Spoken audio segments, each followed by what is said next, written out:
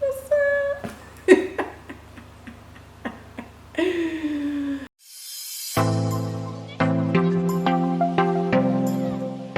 Hi, welcome back to my YouTube channel. It is I, Princess Paco, or Derano, if you really know. If you about that life, no. And for this video, I'm gonna try and do a YouTube thing. So I'm gonna make a new playlist for trends and viral videos and YouTube like videos, because I mean, while we're on the platform, might as well play. If you can't beat them, join them, you know what I mean? So I will try and be doing some YouTube type videos for my niche. Very rarely expect any beauty or lifestyle or makeup video unless somebody offers or wants to collaborate. My face is pretty enough to set the makeup, but I by myself we not chase it out. So for this video, I'm actually doing a reaction video to someone else's YouTube video that I saw that I think related very nicely with the type of content that I'm creating for my brand, for my channel, for this right here. And it is Dyna Ekwueme. So she did a video saying Nigerians abroad are lying. I'll put the link for that video down there so you could watch it and understand. But I'll give you a summary in case you don't watch it, a premise of what she was saying. So basically she was saying that Nigerians that live in Nigeria ask those that they know that are abroad and tell them, oh, okay, help me out, give me the lowdown, I want to move abroad. And according to her, many of them say, stay in Nigeria, you don't know what you have, you're enjoying yourself, don't come over. And I was very surprised to see that this video was actually recent, actually this 2020. And I'm like, really? People are still saying that? Because, so now, why I thought I would react to this video is because right here is number one. I was number one in that when I was abroad. Actually, before I ever moved back in 2016, I had always known, like, I was not interested in going back. I know what that society is. I lived there. I grew up there till I was 10 years old. My mommy was working 2, sometimes 3 jobs. If she wants us to travel, there's like a trip, if there's something special she wants to do that year, she could be working 3-4 jobs in a week, just to gather all that money. I know how hard I saw my mom work. I know how hard I saw a lot of people work in US while I was growing up, and that wasn't the kind of thing I imagined for myself. Just always slaving away and barely enjoying yourself. And yes, I was kind of drawn into the allure of Nigeria, that you work the barest minimum and enjoy the fullest. So why do Nigerians abroad tell people not to come back?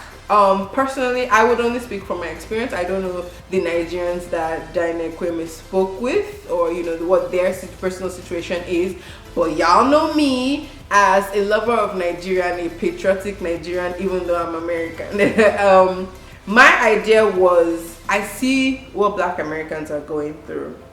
And I know many of their issues are also because of the disconnect that they've had from their actual background, from their ancestors, from their history, and it's kind of taking a toll in their identity today. So I take a lot of pride in the fact that although we've all suffered some form of oppression, whether on the continent of Africa or away from Africa, the experiences do differ widely, especially on the psyche of the individual. I would say that Africans, yes, we experience oppression by our colonizers. However, the way they oppressed us, they gave us this facade to believe that they also see us as equal. Of course, we know that that's not true because of the way they exploited our resources while they were here, pretending to see us as equal, and the way that they left our nations in shambles for us to figure ourselves out. Unfortunately, the average Black American has had to fight through the narrative that they've been fed since birth. Like, even before they were born, there was a narrative set for them that has conditioned them to see them as not quite human compared to their oppressors. So many of those that you see that are bold, that are putting themselves forward, they've actually had to fight against the narrative, against everything their society has told them and laid out for them. Not so much, not so white and black like that, but you know, there are subtle innuendos in the media, in the things that they see in their society, that speaks to the narrative that they are not as equal as the oppressors, as the people that had once enslaved them. So because of that, it has affected how they are now. So as Africans, we have a better sense of self because we've believed, you know, that facade that the white man thinks of us as an equal when it's not really true. So where that's how we, which is why I think a lot of black Americans look at us as fools, because they're like, you're interacting with this white man as if he's your friend. I hope you know he doesn't like you. But we have not been so exposed to those racial tensions. We believe we both said that we are his brother. We will carry it like that. You know, Africans somehow don't look under the surface at what is really happening, which is probably why a lot of our resources have been snatched from under our noses. So for me, that was the reason why I would tell Nigerians, don't come over. Like, you don't know what to have. Having a land, having a stake in a land, you're a first class citizen. Like, I don't care what tribe you are, forget about all the issues that we have. On the basis, on the surface of it, you're a first class citizen here in Nigeria, and you can do what you want on your land. You can do anything. You can be president, you can be governor. You know, in America, which I'm using as an example because that's where I'm familiar with, it's till today, 2020, you still see them saying first black, first woman, first this, first that. Meanwhile, in our societies, women have been driving since, women have been voting since, women have been involved in this since. I'm not saying that females have all the rights they need in Nigeria, because women are still very looked down upon, but I'm just saying the type of issues that they're dealing with. So they just had one black president. We've been having black presidents since now. Are they doing the good job? Of course not, but at least it's possible, you know, for you to imagine. There are black governors, there are black House of Reps, there are black senators, there are black politicians, everything, black doctor, black engineer, black people on TV. You know, I always thought the conversation for them in Hollywood was very interesting when they say that, oh, they're acting because they don't see enough representation. And I'm like, we have a continent of 54 African countries, everybody's acting their own movie. We've seen every type of, you know, so imagine growing up in that society where as a black person, all you see on TV is white people taking up spaces that you can only aspire to. Your imagination would not expand to think that you can, because you've not seen anyone that looks like you do that. For we as Africans, we've seen that, we've surpassed that, we can do all that. So when I tell people to stay in Nigeria, it's like I'm trying to encourage them to make the best of what they have. You know, don't look at this person's situation because you see light and running water and say you want to take out of that. Another thing is, I just feel I'm going to be very honest. I feel a sense of shame that we all have to run away to the white man's land just to live. It's like, this is our country. Why can't we make the most of it? These are our uncles, fathers, grandfathers. These are our relations, our kinsmen that are leading us. Why can't we force them to do right by us? If in America they give them a semblance of freedom, they've freed them from slavery, they've cut off segregation, ended Jim Crow laws, and now a black American can walk down the road with the respect that they expect from any human being.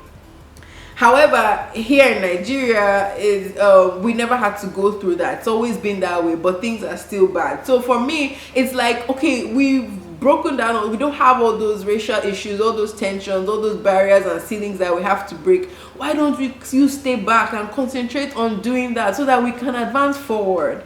Then the third point is like, I want you to advance forward, because I don't want to stay with Oyinbo that will be hating me low-key. You know, I don't want to be in this awkward situation. I don't want to have to come in contact with people that just don't like me. I won't tell you now, and I don't know how controversial it's going to be, but I don't care about racism. I'm not surprised that white people will be racist. If you meet somebody that is your same age, and is not doing anything, and not that they're not able-bodied enough to do it, but it just looks like they just don't want to do anything, would you respect that person? Which is why I think racism comes into play. So for the white person looking at 54 African nations, and not one of them is a superpower. All of you asked for your independence a while ago. Yes, I know that the West still has a hand in everything Africa does, but then that's also part of the respect. It's like, seriously, you're letting another man control you like a puppet, instead of, revolting, taking up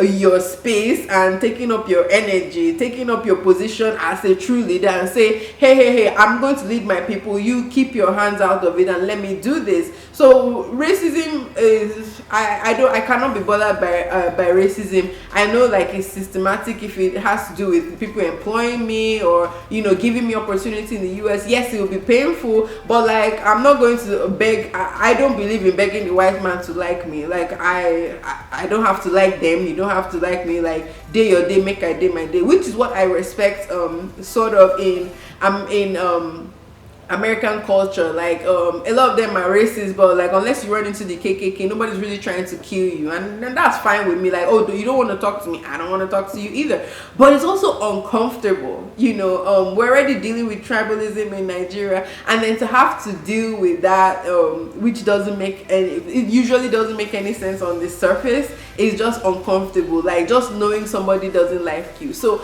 I've always felt that kind of shame. Like, we run from our own country. Imagine running from your own home to somebody else's home because your home is not in order, and then you expect that person to respect you. Of course they're not going to respect you, and they're not going to respect even the Black Americans that they've lived with for so long, because they don't have respect for the Africans that they didn't take over. So part of why I tell Nigerians to stay back is because I'm hoping, that we'll make things better, that we will gather respect for ourselves, run our countries properly, so we can gain respect in the eyes of these people. Even if they don't like us, they will respect us. So me telling people not to come back is kind of encouraging them, like, do something about Nigeria, solve Nigeria's problem. And I know it's kind of hard and it's difficult to say, because it's like, oh, I have the opportunity to live my life, and not care about Nigeria's problems and just do whoop-de-doo. So why am I placing the burden on them? But that's what patriotism is kind of about. Like, you're supposed to do things for the love of your country. You're supposed to be devoted to your country, even if it means sacrificing your life. Of course, Nigerians will say, sacrifice for Nigeria. Now, wow, like, what's bringing that? What has Nigeria done that I would do that? But I just need to express that it's our country. Like, you own this. You have no idea what the Black American would give to own something that is truly and authentically Black, that's for them, that they don't have to fight with, is their space, and we have that. So most times, from my perspective, if I'm telling Nigerians not to come abroad, it's because of these reasons. However, Nigeria's situation has gotten increasingly worse, and it doesn't even look like the leaders themselves are patriotic. So right now I would say, if you can save yourself, save yourself. If that means going abroad, do that. But I would hope that everybody has, a mindset of Nigeria, that once they acquire what it is that they want to acquire in those functioning societies, they will come back home and hopefully make our country work for us, because it's our own. Like, why are we dragging Igbo people's land? Okay, so this is my reaction video. I hope you guys enjoyed this little rant. I hope it was not too long. Make sure you share, watch, like, subscribe, and tune in next time. I will always be your very own Princess Paco.